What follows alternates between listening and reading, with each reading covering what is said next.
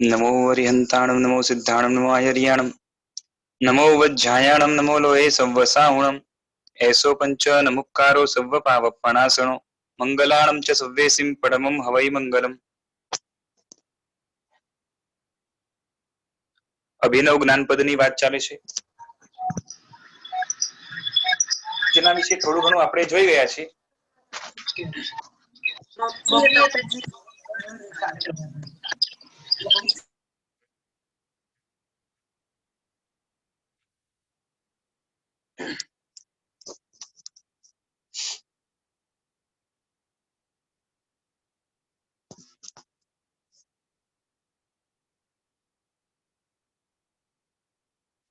અહીંયા આગળ કહે છે કે સીએ બીએ કે એન્જિનિયરના જૂના નવા પુસ્તકોને વાંચવા માટે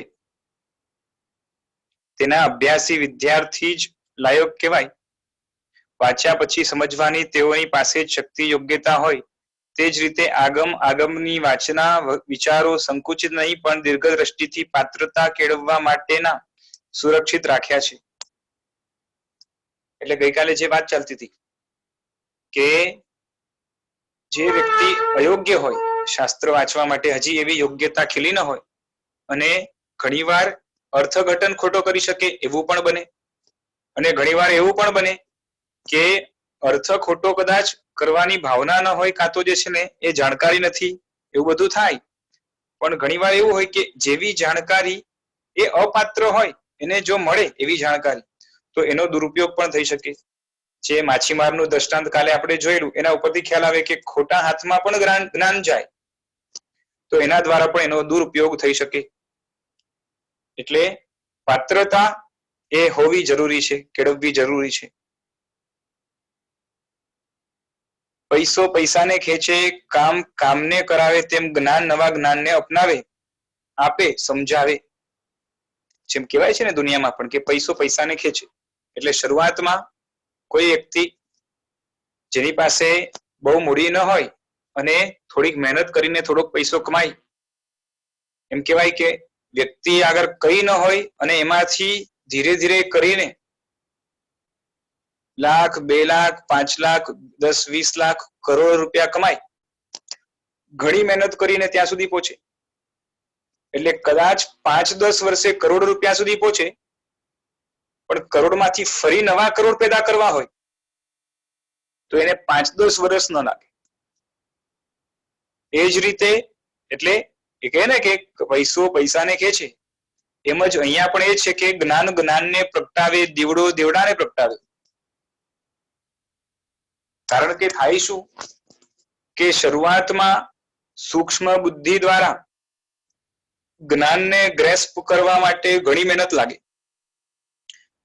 પણ પછી એની સ્પીડ પણ વધતી જાય, જ્ઞાનનો ખજાનો પણ વધતો જાય, અને જેમ જેમ જ્ઞાન વધતું જાય એમ એમ નવી જ્ઞાનની પ્રાપ્તિ કરવા માટેની રસિકતા પણ જાગતી જાય.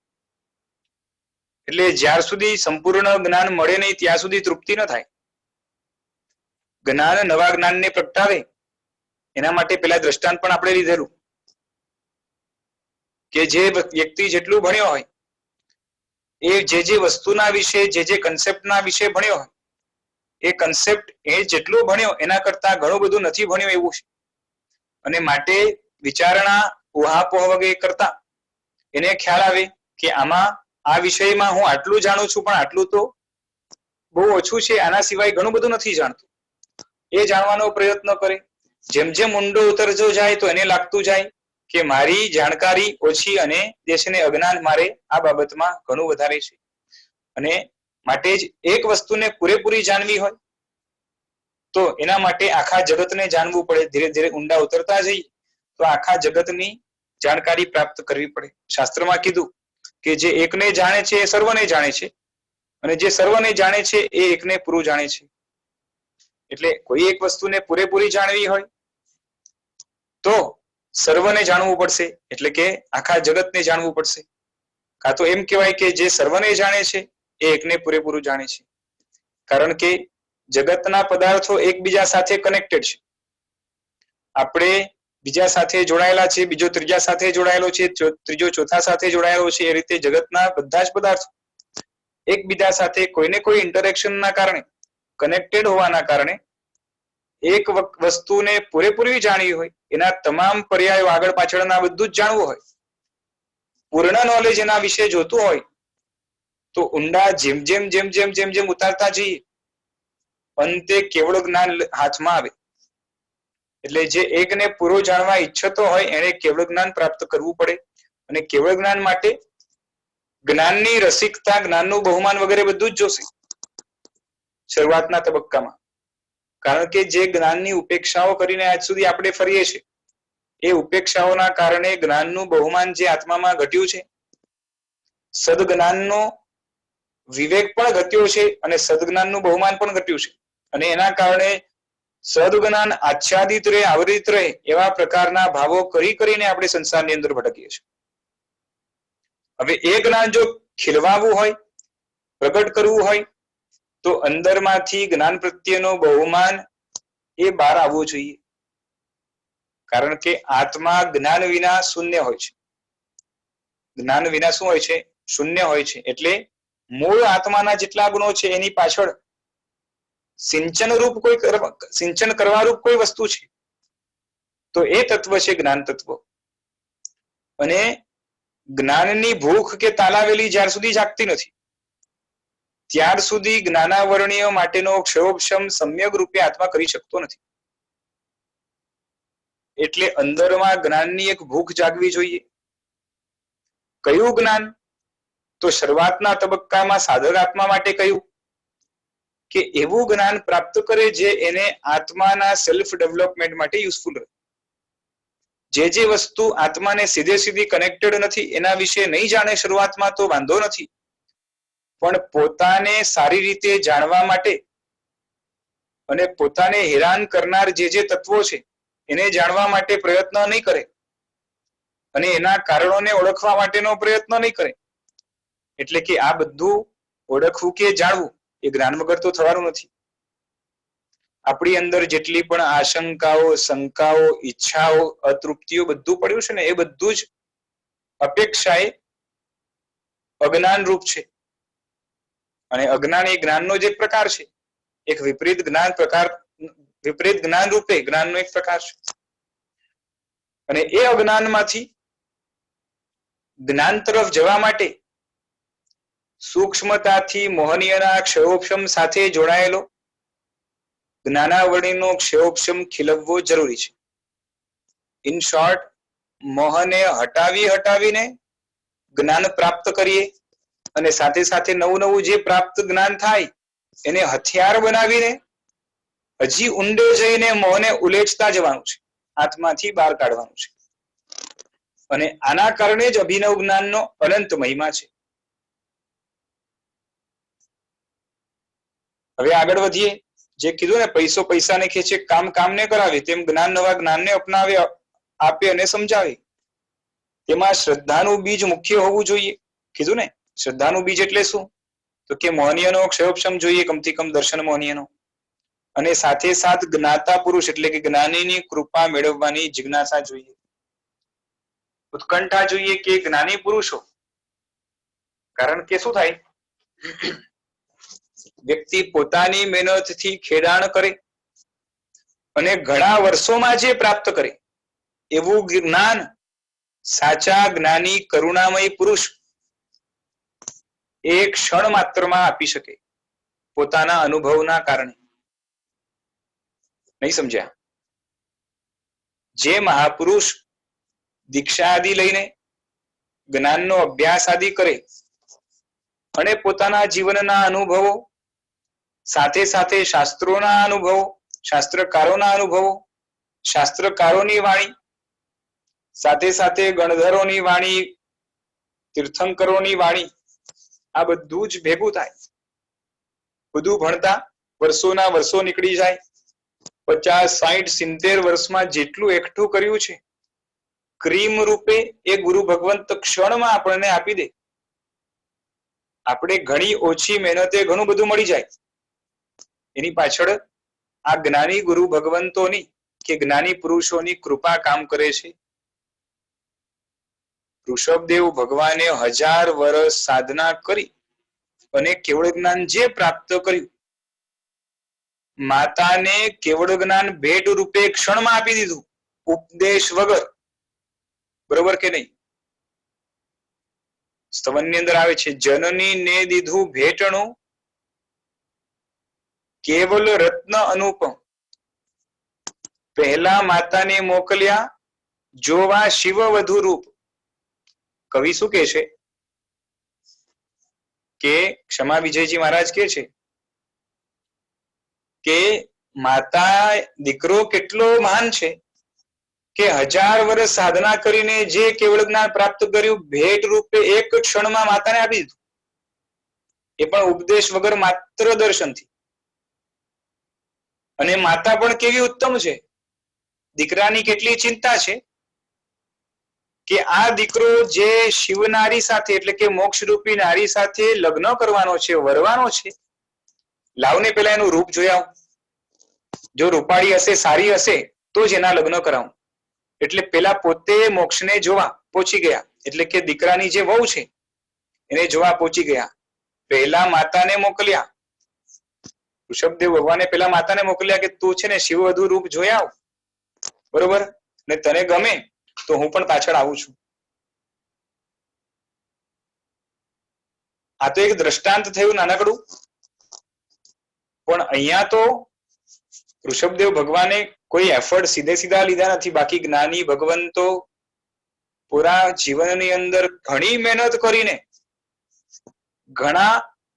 ઘણી એકાગ્રતા સાથે, ઘણું કષ્ટ વેઠીને જે જ્ઞાન પ્રાપ્ત કરે છે, એ જ્ઞાનને વલોવીને એમાંથી જે ક્રીમ નીકળે, જે નવનીત નીકળે, એ આપણને સહજતાથી આપી દે છે. એ એમની કૃપા દ્રષ્ટિ, કરુણા દ્રષ્ટિ કહીએ તો ચાલે.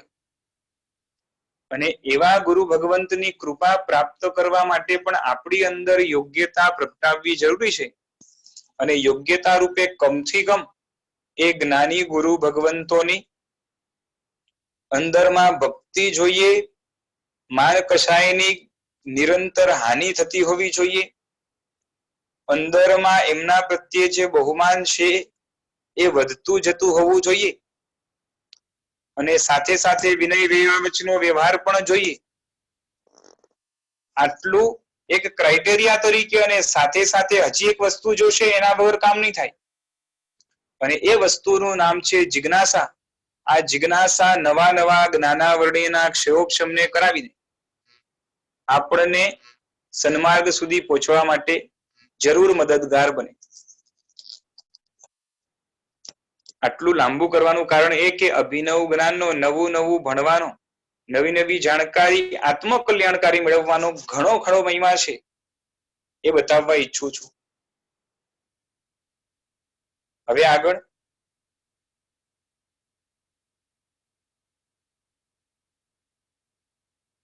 ઘણી વખત પૂર્વ ભાવમાં પ્રાપ્ત કરેલું જ્ઞાન આ ભાવમાં સ્મૃતિમાં, સમજણમાં અપૂર્ણ હોય તો પૂર્ણ કરાવવામાં પણ કામ આવે છે. એટલે આ ભાવની અંદર કંઈક ભણ્યા, કંઈક જાણ્યું, કંઈક ક્ષયોક્ષમ થયો, અને એ સંસ્કાર રૂપે જો સાથે આગલા ભાવની અંદર આવે તો આગલા ભાવમાં કદાચ સારા નિમિત્ત આવું વાતાવરણ ન પણ હોય તો એ ભણેલું નિષ્ફળ નહીં જાય. એ ત્યારે સારા સંસ્કાર રૂપે કામ આવશે, અને સહેલાઈથી ક્ષયોક્ષમ જ્ઞાનનો કરાવી આપીને વિવેક કરાવશે. જેટલી સૂક્ષ્મતાથી આપણે જ્ઞાનનો અભ્યાસ કર્યો હશે એટલું અંદરમાં એ જ્ઞાન સંસ્કાર પાડી શકશે. અને વારંવાર એનું જેટલું રટણ કે ઘૂંટવાનું કાર્ય કર્યું હશે એટલા દ્રઢ કે મજબૂત સંસ્કાર પડી શકશે.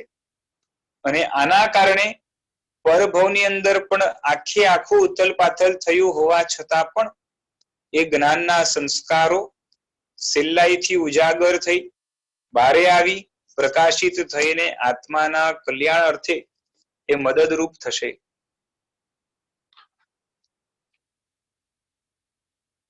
ઇતિહાસમાં સુવર્ણ અક્ષરે આવા કેટલાક જ્ઞાનીના ઉત્કૃષ્ટ પ્રાપ્ત કરેલા, નિર્મળ કરેલા એ જ્ઞાનના નામો જોવા મળે છે.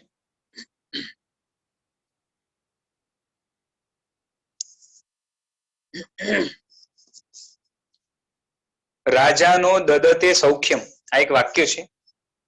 જેના મહોપાધ્યાય સમય સુંદરજી ગણીએ 8 લાખ અર્થ કર્યા છે. આટલું વાક્ય, રાજાનો દદતે સૌખ્યમ, આના 8 લાખ અર્થ મહોપાધ્યાય સમય સુંદરજી ગણી મહારાજે કર્યા છે. નમો દુર્વાર રાગાદી, આ શ્લોક લગભગ લોકોએ સાંભળ્યો હશે. નમો દુર્વાર રાગાદી વૈરીવાર નિવારીને અર્હતે યોગી નાથાય મહાવીરાય તાઈને. આ શ્લોકના વિજય સેનસુરી મહારાજાએ અલગ અલગ અલગ એવા 700 અર્થ કર્યા છે. કલિકાલ સર્વજ્ઞ આચાર્ય ભગવંત, મારે નામ બોલવાની પણ કદાચ જરૂરત ન પડે, હેમચંદ્ર સુરી મહારાજ, હેમચંદ્રાચાર્ય કુમારપાળ મહારાજાના ગુરુ મહારાજ,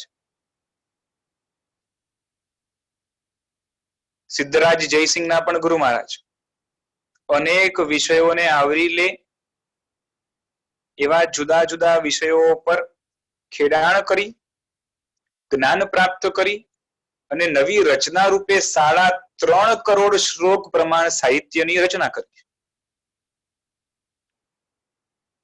આ ક્ષણે હરિભદ્ર સુરી મહારાજને ભૂલવા જેવું નથી. અલગ અલગ અલગ અલગ વિષયો પર ગ્રંથોની રચના આલોચના રૂપે કરી, જેની અંદર 1444 ગ્રંથોની રચના થઈ. ઉપાધ્યાય યશુ વિજયજી મહારાજા અનેક અનેક વિષયો પર રચના, એમ તો લઘુ હરિભદ્ર સુરી કહેવાય, વિદ્વત્તાની ખાણ જેને કહેવાય. પોતાના જીવનને યોગ અને અધ્યાત્મથી નિપુણ બનાવીને એ જીવનની અંદર જ્ઞાનનો રસ એટલો બધો નિર્માણ કર્યો છે, જેના કારણે ઘણા બધા મહાપુરુષોના જૂના અઘરા લાગતા ગ્રંથોને સરળ અને તર્કબદ્ધ કરવાનો પ્રયત્ન યશુ વિજયજી મહારાજે કર્યો. આમ તો ઉપાધ્યાય યશુ વિજય મહારાજ ના સમયે ઘણા ઉપાધ્યાય થયા, છતાં પણ ખાલી ઉપાધ્યાયજી મહારાજે આમ કહીએ ને એટલે સીધું યશુ વિજયજી મહારાજાનું નામ નજર સમક્ષ તરવરે. વિદ્વત્તા તો એટલી બધી એમણે પ્રાપ્ત કરેલી કે કાશીના પંડિતો સામે વાદની અંદર જીતીને ત્યારના સમયે, લગભગ આજથી 300-400 વર્ષ પૂર્વની જ વાત છે, જ્યારે ઇન્ડિયાની અંદર કદાચ બ્રિટિશ રાજ આવી ગયું હશે, કાં તો એની આસપાસનો સમય, અને ત્યારે જ્યારે આમ જોવા જઈએ તો બહુ ઓછા સંયમી સાધુઓ જોવા મળે એવા સમયની અંદર જ્ઞાન, આજે તો આપણે બધું જે છે ને સહેલું થઈ ગયું છે, પુસ્તકો વગેરે, ત્યારે દુષ્કર એવા જ્ઞાનને, એટલે પુસ્તકો પ્રતો એ પ્રાપ્ત, પુસ્તકો તો લગભગ નહીં હોય પણ પ્રતો જે છે એ બધી પ્રાપ્ત કરવા એ ત્યારે દુષ્કર હતા. અને એવા સમયમાં પણ કેટલા શાસ્ત્રો, એની ટીકા આદિ ગ્રંથ એ કંઠસ્થ કરીને નવી નવી રચનાઓ કરી. કહેવાય છે કે એમણે એક એક શબ્દના જે છે ને નામવાળી 100 કે 108 એવી રચનાઓ કરી. દાખલા તરીકે કે ઉપનિષદ આ શબ્દ છે તો અલગ અલગ અધ્યાત્મ ઉપનિષદ, આ ઉપનિષદ, એમ જે છે ને 100 ગ્રંથની રચના કરી હોય. યોગ નામ છે તો યોગ નામના જે છે ને એ અલગ અલગ પ્રકારના એ 100 ગ્રંથોની રચના. તો એ રીતે જુદી જુદી રચનાઓ કરી છે. બધું હમણાં ઉપલબ્ધ કદાચ નહીં હોય, પણ ઘણા ખરા એમના ગ્રંથો એ આજની તારીખની અંદર ચતુર્વિધ સંઘને એટલા બધા ઉપયોગી થાય છે. મહાપુરુષોના મોઢે સાંભળેલું છે કે આ યશુ વિજયજી મહારાજ કે હરિભદ્ર સુરી મહારાજના ગ્રંથો આજે આપણા હાથમાં જો ઉપલબ્ધ ન હોત તો આગમ કે એની ટીકા વગેરે જે પણ ઉપલબ્ધ છે એને 50 વાર પણ અમે વાંચત ને તો આ રહસ્યો અમારા હાથમાં ન આવત. આટલા બધા ઉપકારને આ મહાપુરુષો કરી ગયા. આગળ જઈને અભયદેવ સુરી મહારાજ, આમ જોવા જઈએ તો બહુ જૂના મહાત્મા, ક્રમને ધ્યાનમાં નહીં લેતા, પણ અભયદેવ સુરી મહારાજ એટલે નવાંગી ટીકાકાર કહેવાય છે. એમના સમયમાં 9 આગમ અંગો, 11 અંગમાંથી નવ અંગની ટીકા ત્યારે ઉપલબ્ધ નહોતી, નવી ટીકાની એમણે રચના કરી એટલે એ નવાંગી ટીકાકાર કહેવાય છે. હવે સીધા આગમના અંગોની ટીકા કરવા માટે કેટલું સામર્થ્ય જ્ઞાનનું જોઈએ એ વિચારી જુઓ. આચાર્ય શિવ શર્મસુરી કર્મનો પરિચય આપવા માટે કમ્મપૈડી નામના ગ્રંથની રચના કરી, જેની અંદર શ્લોકોનો કોઈ પાર નહીં અને કર્મ સાહિત્યની અંદર એમની નિષ્ણાંતતા એ ન સ્પર્ધા થાય એવી. મલ્લવાદી સુરી મહારાજ જેમણે દ્વાદશાર નય ચક્રની રચના કરી અને નયો ઉપર ઊંડાણથી જે છે ને પ્રકાશ પાથરવાનું કાર્ય કર્યું. આવા તો અનેકાનેક ગ્રંથોમાં શાસ્ત્રોમાં જ્ઞાનનો સાગર જિજ્ઞાસુ માટે લખાયેલો સુરક્ષિત આજે જો હોય તો આ બધા મહાપુરુષોએ શાસ્ત્રો ભણવા માટે જે મહેનત કરી એના પ્રભાવે છે. આ બધું ન હોત તો હોઈ શકે કે આપણે બીજે ક્યાંક બીજી એવી જગ્યાએ જ્યાં જ્ઞાન ન મળે કાં તો આ જગ્યાએ જ્ઞાન ન મળે એવા હાલ હવાલ થવાના હતા, એવી સિચ્યુએશન ઉભી થવાની. શાસ્ત્ર આગમો ગ્રંથોને વાંચવા જોવા સાંભળવાથી પણ પૂર્વ ભવની આરાધનાના કારણે કલ્યાણ થઈ શકે છે, પણ કોઈ ભવની અંદર ભણ્યા ન હોય તો આવું ન થાય. વર્તમાનમાં માત્ર નિમિત્ત મળવું જોઈએ. આ આત્મા નિમિત્તવાસી છે એટલે નિમિત્ત એ જીવોની આત્મસિદ્ધિ પ્રગતિ માટે અનિવાર્ય ઉપકારક છે અને આખો વ્યવહાર આના આધારે જ ચાલે છે. ક્યારેક અભિમાનિયા બીજા કારણે જ્ઞાની પોતાની પ્રગતિમાં અવરોધ કરનાર પણ બને અને એ અવરોધ ફરી જ્યારે દૂર થાય તો આત્મા પાછો પ્રગતિની અંદર આગળ વધે.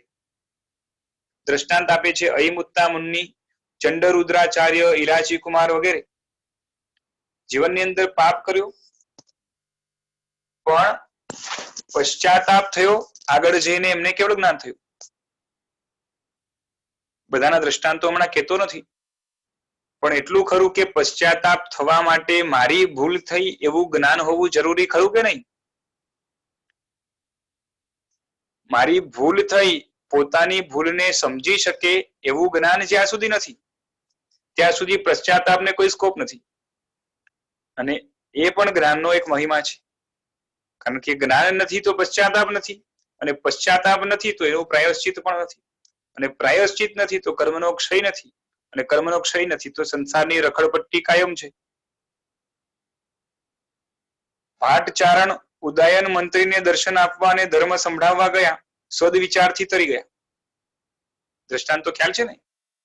ઉદયન મંત્રી છેલ્લે રણના મેદાનની અંદર ઘાયલ પડ્યા હતા અને અંતિમ સમયની અંદર એમને સાધુના દર્શન કરવા હતા. ત્યાં દર્શન દુર્લભ હતા.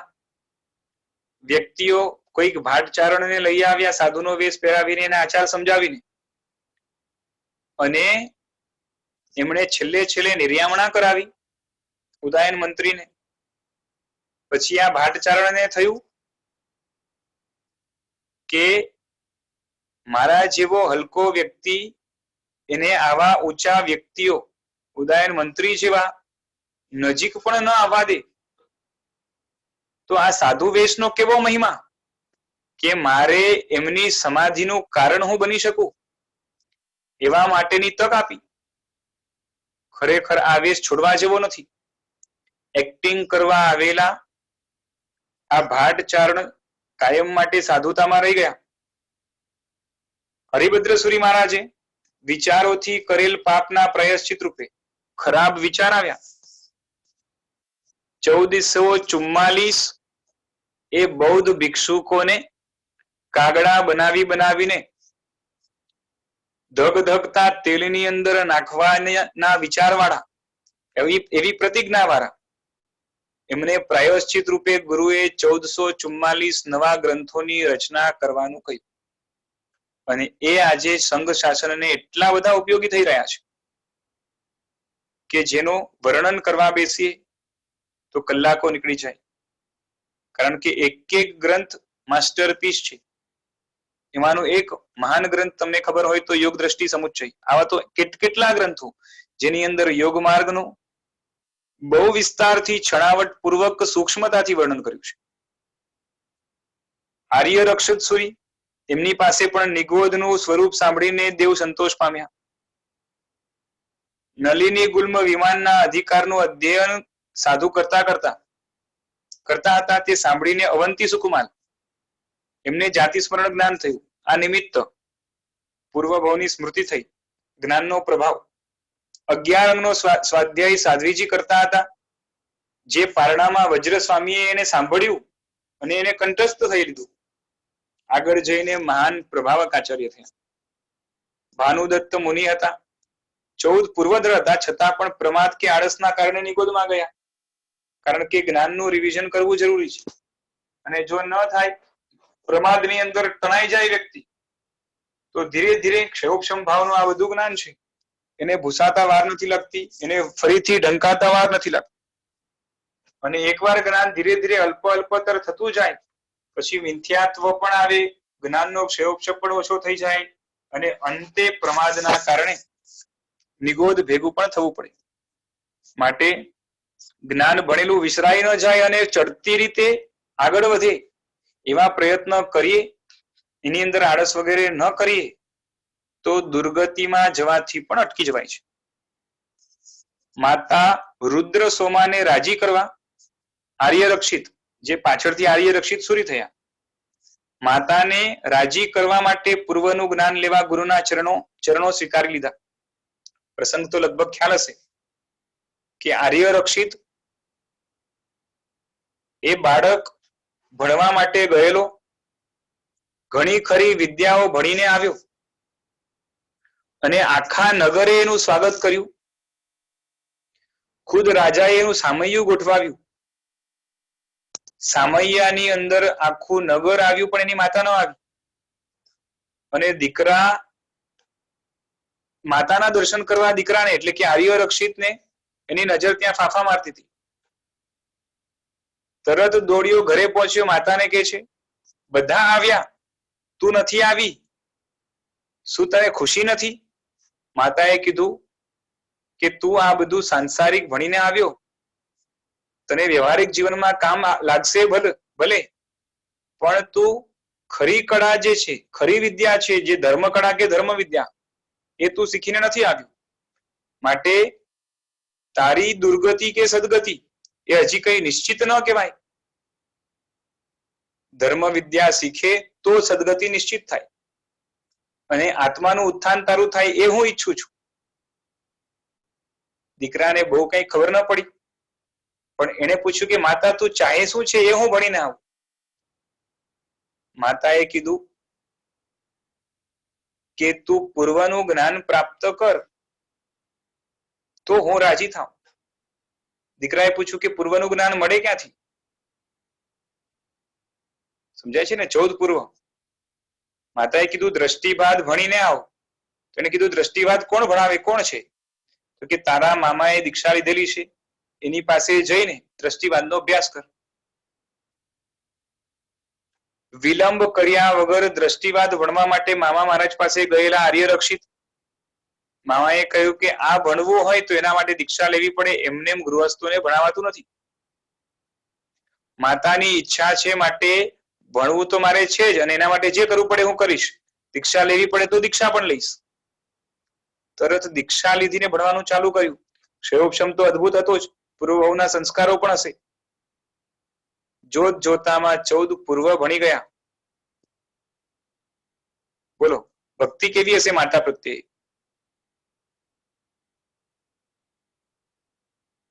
જેમને પોતાને આમ જોવા જાય તો ઉલ્લાસ કે ઉમળકો નહોતો ભણવાનો, માતાના કહેવાથી આટલું ભણી જાય. ખરેખર જ્ઞાનનું અંદરમાં બહુમાન હોય એ કેટલા ઉલ્લાસથી ભણી શકે ભાઈ. સ્થુલીભદ્રજીએ રોજ 7 વાચના લઈને પૂર્વના જ્ઞાતા થવા પ્રયત્ન કર્યો, પણ જ્ઞાનના અભિમાનના કારણે છેલ્લે અર્થથી વાચના ન મળી 4 પૂર્વની.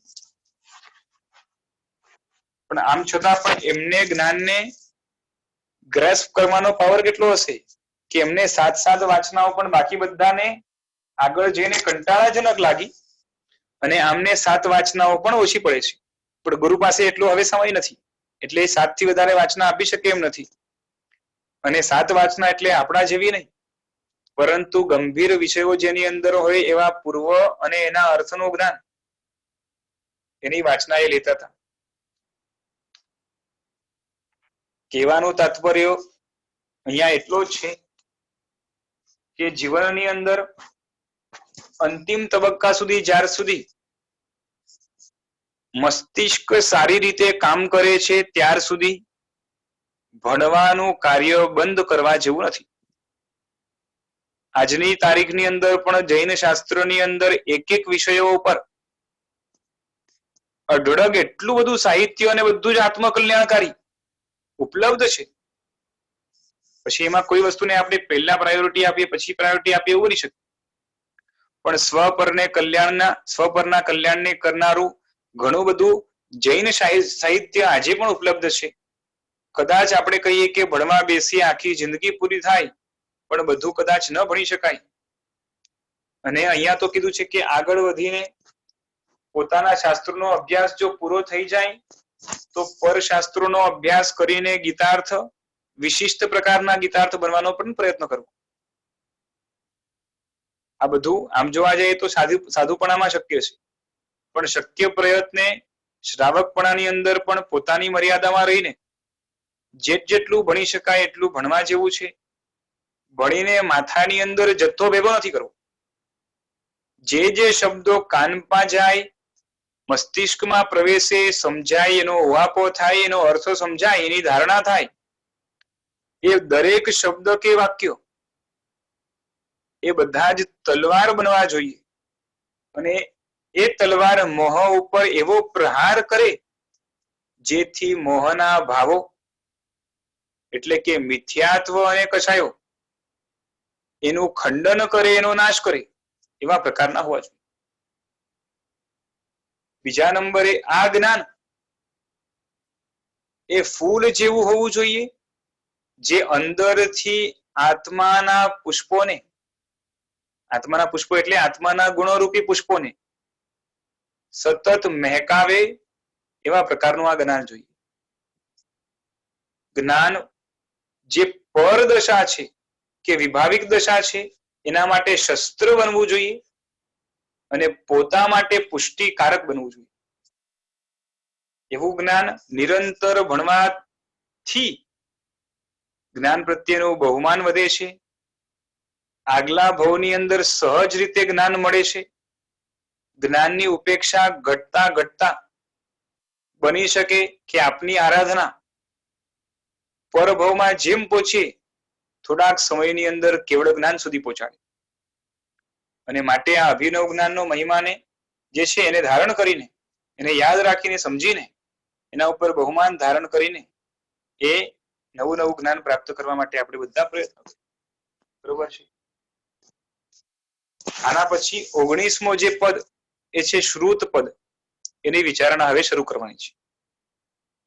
18 પદ થયા, હવે 2 જ પદ બાકી છે, શ્રુત પદ અને છેલ્લે છે તીર્થ પદ.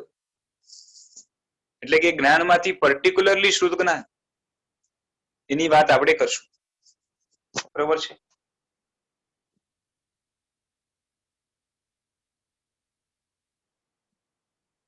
કોઈ કઈ પૂછવાનું છે? કઈ હેન્ડ રેઝ કર્યો તો કોઈ?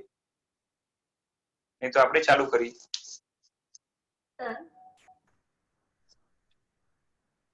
હા બોલો. સર, દ્રષ્ટિ ઉપર સમજવાની ઈચ્છા છે તો કદાચ બધાની સેમ ઈચ્છા હોય તો એ લઈ શકાય. તો એક મિનિટ, 2 જણના માઇક ચાલુ છે. બોલો પાછે બોલો. હા સર, તો કહેતી કે આ પતે 20 થાના પછી જો દ્રષ્ટિ ઉપર ટોપિક લેવાય તો એવી ઈચ્છા છે કે સમજવાની, જાણવાની. તો અચ્છા, યોગની દ્રષ્ટિઓ. હા, દ્રષ્ટિઓ. ભલે ચાલશે. આપણે બહુ જે છે ને ઇન્ટરેસ્ટનો વિષય છે અને જોઈએ થોડુંક વિચારણા કરીને. આમ જોવા જઈએ તો બહુ મહત્વનો ટોપિક છે અને બધાને બહુ અઘરું ન જાય એવા પ્રકારનો. અને આપણે એકદમ છેલ્લા વિષય પણ લેવા નથી. એ છેલ્લા વિષય જ્યાં લેવાતા હોય એ જે છે ને ત્યાં એ બધા ભણી લે. કેમ કે ઇઝી ટોપિક્સ તો જાતે પણ ભણી શકાય છે. એટલે બહુ અઘરું ન જાય અને બહુ સહેલું જે છે ને છેલ્લા ટોપિક એવા લેવા નથી. એટલે આ વિષય આમ જોવા જઈએ તો કરી શકાય એવું છે. જોઈશું આપણે. ચલો. પહેલા કોઈ બી સૂત્ર વાંચના પહેલા જોગ નત હોતા, મતલબ અત્યારે કેમ કે બધા વાંચના પહેલા એવું પર્યાય હોવું જોઈએ, એના પછી અમુક તપ કરીને પછી યોગધ્વન કરીને આગમ વાંચવા મળે, તો પહેલા એવું નથી થતું? ના, જે છે ને યોગોદ્વહન ક્યારથી ચાલુ થયું ખબર નથી. આગમમાં આપ્યું છે કે નહીં મને બહુ ધ્યાન પણ નથી, આપણે આગમ ભણ્યા પણ નથી, એટલે હું ભણ્યો નથી. પણ જે છે ને એ આગમોની અંદર એવું આવે છે કે આટલો પર્યાય થાય એટલે એ સાધુ આટલું ભણવા માટે અધિકારી થાય. એટલે જેમ સાધુ પર્યાય આગળ વધે એમ આગળના ગ્રંથો ભણવાનો એને અધિકાર મળે. એટલે કદાચ પેલાના કાળની અંદર એ જોગ વગેરે નહીં કરાતા હોય, પણ આ રીતે પર્યાય જેમ જેમ વધે ચારિત્રનો એમ અંદરમાં નિર્મળતા ખીલતી જાય અને એમ આગળના ગ્રંથો ભણાવતા જાય. અને એમનું જે ચારિત્ર છે એક પ્રકારનું જે છે ને યોગ છે એવું કદાચ હોય, મને એકદમ ધ્યાનમાં નથી. અને પાછળથી જે છે ને આ બધું યોગોદ્વહન વગેરે એની ક્રિયા પાછળથી ચાલુ થઈ હોય, પણ બંનેની પાછળ પર્પઝ એ જ છે કે પર્યાય વધે એના દ્વારા પણ જે છે ને શુદ્ધિ થાય, અને શુદ્ધિના કારણે જે છે ને એ બુદ્ધિ એવા પ્રકારની ખીલે કે નવા જ્ઞાનને આગળના જ્ઞાનને સૂક્ષ્મ જ્ઞાનને પચાવવા માટેની જે છે ને અંદરમાંથી યોગ્યતા પ્રગટ થાય.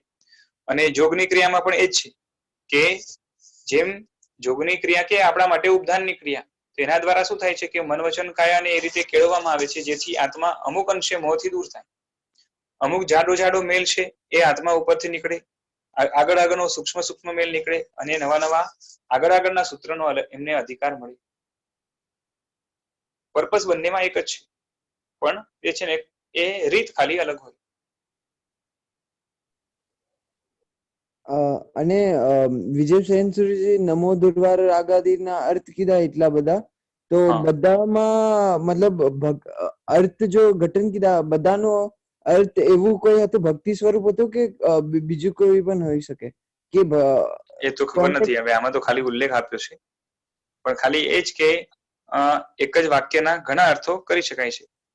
અને એ આખાનો અર્થ ખાલી એમણે તો કેટલા કર્યા છે, આમાં ફિગર શું આપ્યું? 700 આપ્યા, 700 અર્થ કર્યા હતા. બાકી આમ જોવા જાવ તો આટલા મોટા શ્લોકના જે છે ને અર્થ કરવા જાવ તો 700 તો ઘણા ઓછા કહેવાય, એના કરતા કંઈક ઘણા વધારે થઈ શકે. અને જેમણે કર્યા એ વધારે કરી શકત એવી શક્યતા લાગે છે, પણ 700 એ સારા અર્થ હશે, સ્તુતિ રૂપ કેવી રીતના, એવું અનુમાન કરું છું.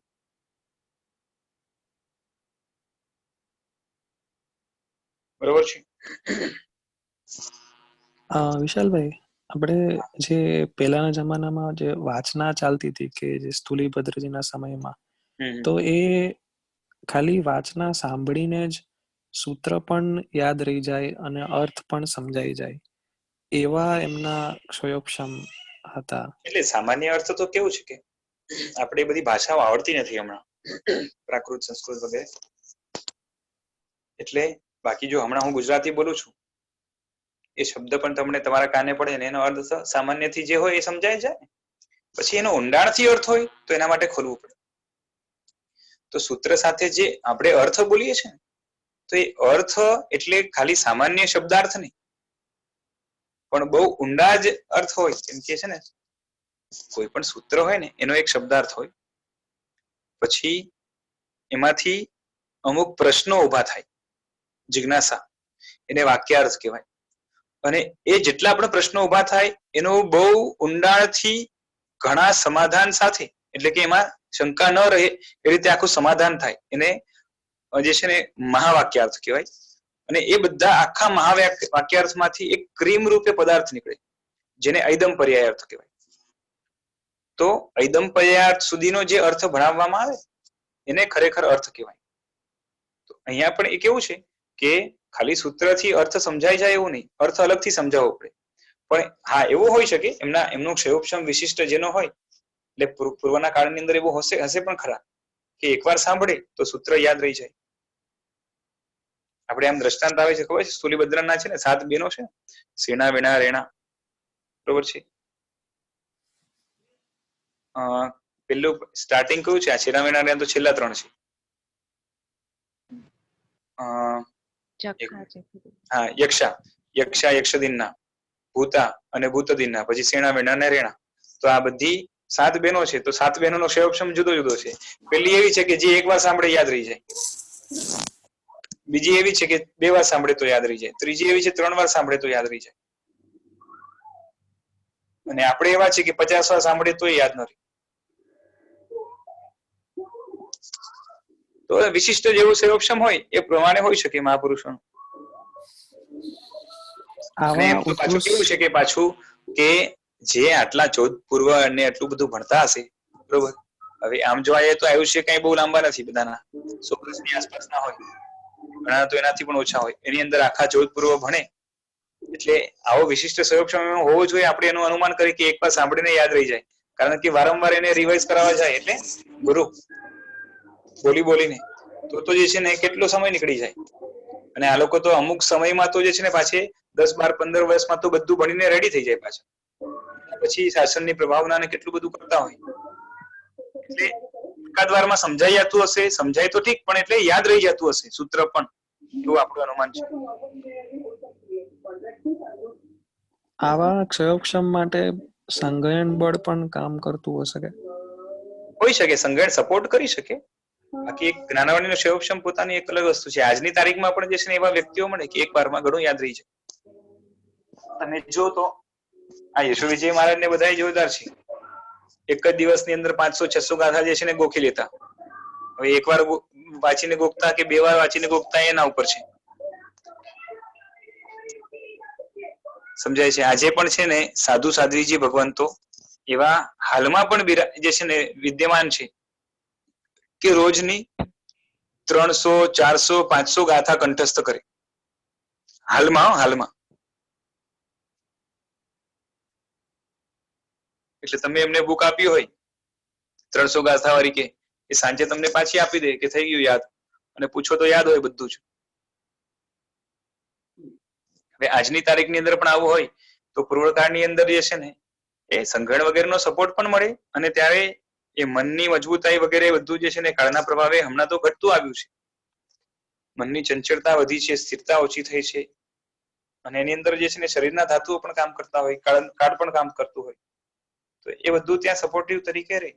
મુખ્ય તો જ્ઞાનાવરણીનો ક્ષયોક્ષમ છે, પણ વિશિષ્ટ જ્ઞાનાવરણીય ક્ષયોક્ષમ માટે આ સંગણ આદિ પણ જે છે એ સાથ આપતા હશે એવું બની શકે. ક્ષયોક્ષમ વધારવા આપણે શું કરી શકીએ પ્રેક્ટિકલી?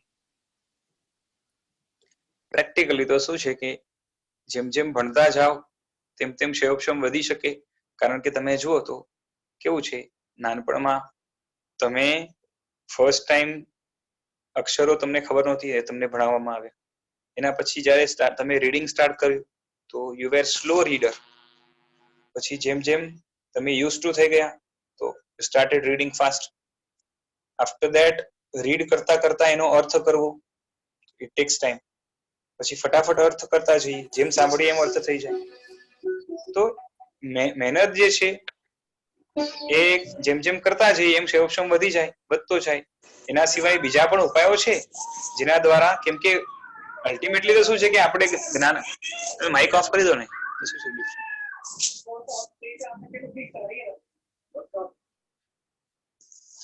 કેવું છે કે અલ્ટિમેટલી જ્ઞાનાવરણીય જ્ઞાનની ઉપેક્ષા દ્વારા બંધાયું છે. તો જ્ઞાન પ્રત્યેનું બહુમાન જ્યારે વધે, તમે છે ને માઇક ઓફ રાખજો. કોણ છે?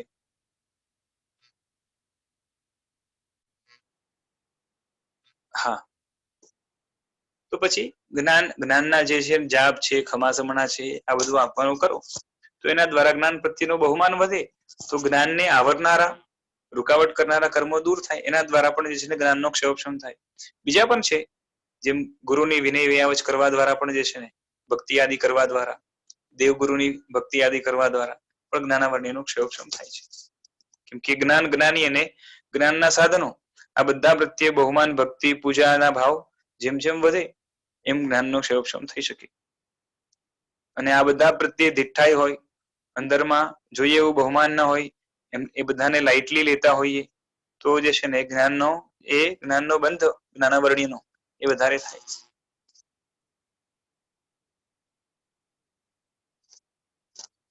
એટલે આ બધું છે. પણ હવે તમે જાપ કરતા રહો, બરોબર, એ શું કહેવાય કે ઓમ જ્ઞાનાય નમઃ, દર્શનાય નમઃ વગેરે આપણે જે બોલતા હોય એમાં જ્ઞાનાય નમઃ. તો હવે જ્ઞાનને નમસ્કાર કરો કે જ્ઞાનના દેવી દેવતાને પણ જે છે ને એમ નમઃ વગેરે જપતા હોય છે ઘણા લોકો, ઓમ નમો નારાયણ પણ બોલતા હોય. તો આ બધું જે છે એ કરો, એની ના નથી, કરવા જેવું જ છે. પણ એક બાજુ જ્ઞાનને નમસ્કાર કરીએ અને બીજી બાજુ જ્ઞાનની જિજ્ઞાસા ન હોય, કંટાળો હોય, અરુચિ હોય, તો એનો મતલબ કે જ્ઞાન પ્રત્યે જે છે ને જેવું જોઈએ એવું બહુમાન છે ને ખરા અર્થમાં, અને એવું નથી તો જે છે ને એ હવે તમે જાપ જપો તો એનાથી જે છે ને એ ફાયદો ન થાય. અંદરમાં થોડું ઘણું પણ પેલા બહુમાન હોય તો એ જે છે ને જાપ એ બહુમાનને વધારી આપે, પણ કંટાળો હોય તો એ છે ને જાપ પોતાનું કાર્ય કરી નહીં શકે. જાપ છે, ખમાસમણ છે વગેરે જે પણ હોય, એટલે અલ્ટિમેટલી તો આ બધા દ્વારા પણ કરવું જ શું છે, તો કે જ્ઞાનને ખસાડવા માટે જ્ઞાનનું બહુમાન અંદરમાં વધે તો કામ થાય.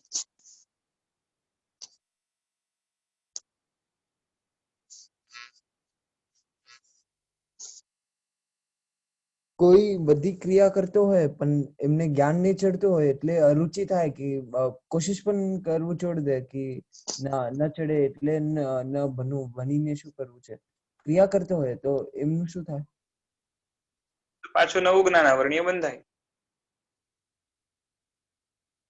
પેલા કરે પછી જે છે ને ઘણું મહેનત કરવા છતાં પણ ન ચડે તો કંટાળીને મૂકી દે તો પાછું જ્ઞાનાવરણીય જ બંધાય.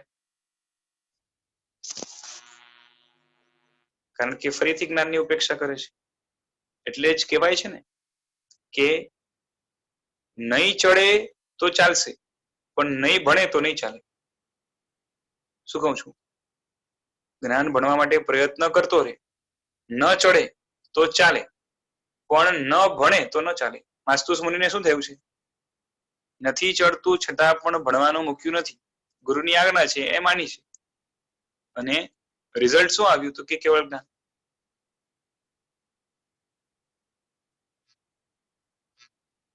બરોબર છે. એટલે એ અરુચિ ન આવી જોઈએ. બોલો વિજયભાઈ. કઈ ટોપિક કીધી એમણે સમજાયું? એમણે પૂછ્યું કે કોઈ વ્યક્તિ છે એને જ્ઞાન ચડતું નથી અને એને બધા ઉપાયો પણ કર્યા, એટલે કર્યા કરે છે. નહીં, નેક્સ્ટ ટોપિક કઈ લેવાની છે એની વાત કરું છું. અચ્છા, એ તો યોગ દ્રષ્ટિ સમુચ્ચય જોશું આપણે, યોગની દ્રષ્ટિઓ ઉપર. યોગની દ્રષ્ટિ, ઓકે. હજી ફાઇનલ નથી, સુઝાવ આવ્યો છે, નક્કી કરીને પછી જોશું. ઓકે, કન્ફર્મ કરવામાં આવશે. હા,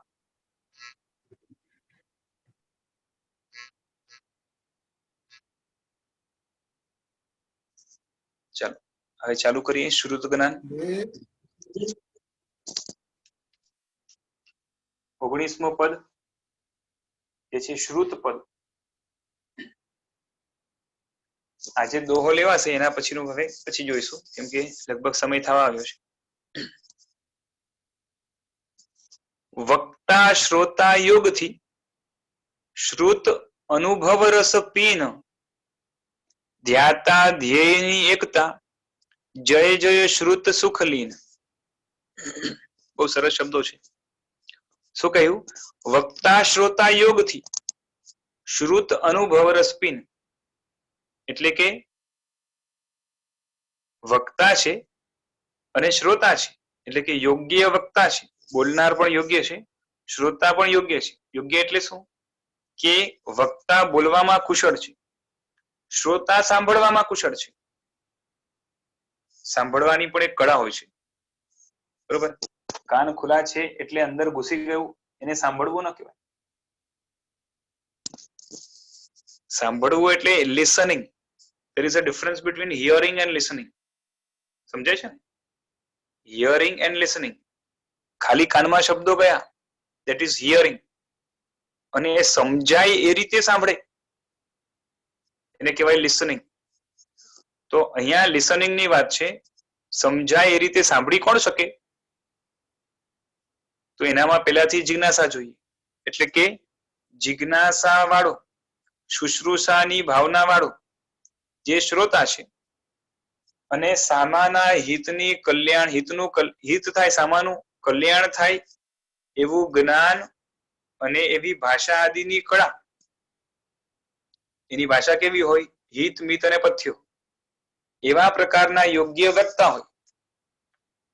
તો આ બંનેના યોગથી શું થાય? તો કે શ્રુત અનુભવ રસપીન, એટલે કે શ્રુતના અનુભવના રસનું પાન થાય છે. કારણ કે બોલનાર જો અનુભવ વાળો હોય જ્ઞાનના, જે બોલે છે એને અંદરમાં થોડી ઘણી પણ સ્પર્શના રૂપ બોલે છે, એટલે અંદરથી સ્પર્શેલું જ્ઞાન છે એ જ્યારે બહાર આવે છે તો જેમ દીવાથી દીવો પ્રગટે એમ પોતામાં અનુભવ જે જ્ઞાન છે એના દ્વારા સામેના જીવમાં અનુભવ જ્ઞાન પ્રગટ કરવાનું સામર્થ્ય એના શબ્દોમાં છે. એટલે શ્રુત દ્વારા જે અનુભવનું પાન થાય છે, અનુભવ રસ, બરોબર, એ અહીંયા સક્રિય બને છે, સાચું બને છે. ફરીથી વક્તા શ્રોતા યોગથી શ્રુત અનુભવ રસ પીન, અને એનાથી શું થાય છે? તો કે ધ્યાતા ધ્યેયની એકતા. સમજાય છે? ધ્યાતા એટલે કોણ? જે ધ્યાન કરે એને ધ્યાતા કહેવાય. એટલે કે જે સાધક આત્મા છે એ ધ્યાન કરે છે. કોનું કરે છે? તો કે આત્માના શુદ્ધ સ્વરૂપનું ધ્યાન કરે છે. કારણ કે વક્તાએ શ્રોતાને આત્માના શુદ્ધ સ્વરૂપનો અનુભવ કઈ રીતે થાય એનું ભાષણ કર્યું, એનું વક્તવ્ય કર્યું, અને એ સાંભળીને અંદરમાંથી અનુભવનો રસ એવો વધ્યો કે ધ્યાતા એટલે કે ધ્યાન કરતા જે શ્રોતા છે એને ધ્યેયની એટલે કે આત્માના સ્વરૂપની, ધ્યેય એટલે ધ્યાનનો જે વિષય છે એની એકતા થઈ ગઈ. એટલે કે આત્મા અને આત્માનો સ્વરૂપ બંને એક થઈ ગયો. એટલે અશુદ્ધ આત્મા એને ધ્યાનનો વિષય શુદ્ધ આત્મા તો બંનેનું એકતા થઈ જાય તો શું થઈ જાય? આત્મા પોતે જ પરમાત્મા શુદ્ધાત્મા થઈ જાય. અને આ મહિમા જ્ઞાનનો જાણીને તમે શ્રુતના સુખમાં લીન જે છે એનો જય જયકાર કરો. એટલે જ શ્રુતના સુખમાં જે લીન છે, સમ્યક શ્રુત જ્ઞાનમાં જે વ્યક્તિ, જે આત્મા, જે યોગી, જે મુનિ, જે મહાપુરુષ, જે સાધક લીન છે એનો જય જયકાર વર્તે છે. કેટલું શબ્દ કેટલું સરસ લખ્યું છે, બરોબર. આ શ્રુતનો શું મહિમા છે, જબરદસ્ત, કઈ રીતે કાર્ય કરે છે. બાકી બધા જ્ઞાનો, કેવળ જ્ઞાનને સાઈડમાં મૂકી દો, અને આમ તો કેવળ જ્ઞાનને લો તો પણ હું તમને કહું કે કેવળ જ્ઞાનને સાથે રાખીને પણ જે 5 જ્ઞાન છે ને બધા જ, એ 5 જ્ઞાન માંથી એક જ જ્ઞાન બોલે છે, બાકી બધા મૂંગા છે. અનુભવ કરાવશે પણ વ્યક્ત કરવાની તાકાત, સામેવાળામાં જ્ઞાનનો દીપક પ્રગટાવવાની તાકાત માત્ર એક જ જ્ઞાનમાં છે, અને એ છે શ્રુત જ્ઞાન. અને માટે એનો જબરદસ્ત મહિમા છે. અને એ શ્રુત કઈ રીતે કાર્ય કરે છે, એના પ્રકારો કેવા છે, અને કઈ રીતે આત્માને વિંધે છે, કઈ રીતે આત્મામાં ગાબડું પાડે છે, આ બધું જ આપણે આવતીકાલથી જોઈશું, બરોબર છે. એટલે શુદ્ધ જ્ઞાનનો મહિમા એ આપણે આવતીકાલથી લઈશું. બહુ જબરદસ્ત શબ્દો દોહાની અંદર જ કહી દીધા. ફરીથી કહું છું, વક્તા શ્રોતા યોગથી શ્રુત અનુભવ રસ પીનો, ધ્યાતા ધ્યેયની એકતા, જય જય શ્રુત સુખ લીન. આ શ્રુતનો મહિમા વર્ણવ્યો. હવે એના સંબંધી કથા, ઢાળનું વિવેચન એટલે ઢાળનો અર્થ અને એનું વિશિષ્ટ વિવરણ એ આપણે આવતીકાલથી જોઈશું. અહીંયા આજનું રાખીએ છીએ. જીનાગરા વિરુદ્ધ કઈ બોલાયું તો મિચ્છામિ દુક્કડમ. પ્રણામ. પ્રણામ સર.